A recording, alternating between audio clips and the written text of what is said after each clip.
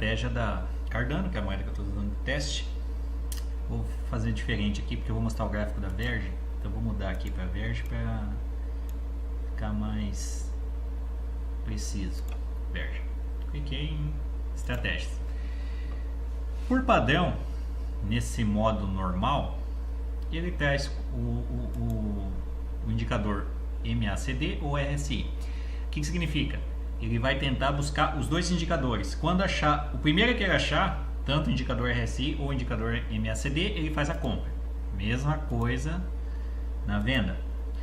Se você não gosta do RSI, por exemplo, você pode usar apenas o MACD. Ou não gosta do MACD, você pode usar RSI.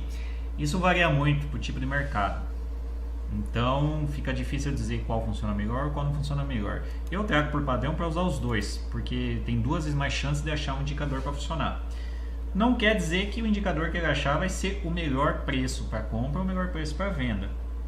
Mas pelo menos ele vai achar um indicador de entrada ou de saída da moeda. Tipo de preço, limite ao mercado. Se você usa como preço limite, que é o padrão e que geralmente o pessoal usa, ele é o preço, o melhor preço, é o que está sendo ofertado, que você está ofertando para comprar ou vender por aquele preço. Quando você usa por mercado, é o preço que a exchange está usando lá. Geralmente é mais caro para você comprar e mais barato para vender. Só que como é o preço de mercado, a operação é certeza que vai ser efetivada na hora.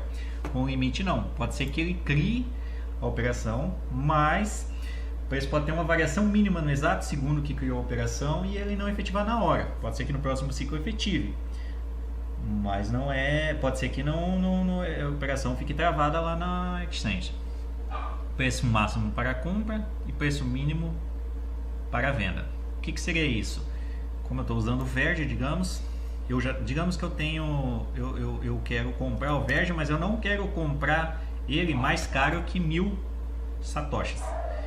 E eu não quero que venda mais barato que 1.200 satoshis. Então o que acontece? O programa só vai trabalhar nessa condição. Quando você clicar no Play, ele achou um indicador de compra. Você colocou lá 1000 moedas verdes. Ele vai comprar apenas se o preço estiver abaixo de 1000 satoshis. Se não tiver, ele vai pular. Ele vai ficar pesquisando no gráfico até o gráfico dar um próximo indicador de compra e que nesse próximo indicador esteja nesse preço. Se não tiver, ele não compra. Ou seja, se você colocar um valor que ele nunca vai atingir, ele nunca vai comprar. Mesma coisa que a venda. Se você não quer, você quer vender apenas se estiver acima de 1.200 satoshis. Ele só vai vender quando o indicador de venda e o preço naquele momento estiver acima disso, senão ele não vende. Ele vai procurar o próximo indicador. Às vezes pode levar alguns minutos, às vezes meia hora, às vezes uma hora, às vezes dias. Então você também tem que colocar um preço que seja compatível com o mercado.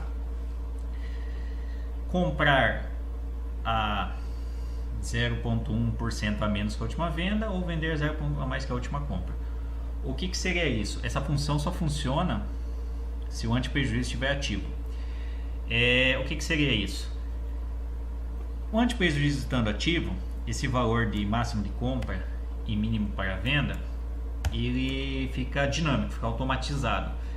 Quando você fazer a primeira operação, a partir do momento que faz essa primeira operação, ele salva aqui esse valor e vai mudando de acordo com a operação. Então o que acontece? Digamos que na primeira operação comprou a 1000 satoshis, por exemplo. Vou colocar aqui só para ficar mais fácil o entendimento. Então ele vai vender se tiver pelo menos 0,1% a mais que 1000 satoshis. Ou você coloca 1% ou 10%, tem que cuidar que se esse valor for muito alto, ele nunca vai efetivar a operação. Então ele detectou que a primeira operação que ele fez foi a 1000 satoshis, ele só vai vender se for acima de 1000 satoshis mais 0,1%. Mesma coisa a operação ao contrário. Digamos que ele vendeu a moeda a 1.200 satoshis. Então ele só vai comprar se tiver abaixo disso, com uma diferença menos que 0,1. Essa diferença você coloca. Esse é o anti-prejuízo, ou seja, ele não compra mais caro do que você vendeu e não vende mais barato do que você comprou, de acordo com a última operação. Por isso que se chama anti-prejuízo. E esses são os números de tentativas que ele vai fazer.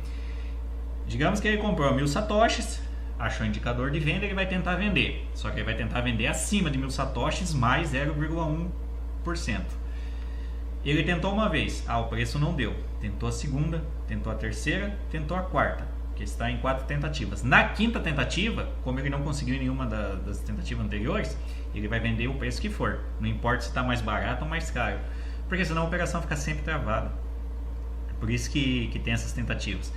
Digamos que você não quer ter esse prejuízo de jeito nenhum. Você não quer vender de jeito nenhum abaixo do valor que você comprou. Então você coloca 0.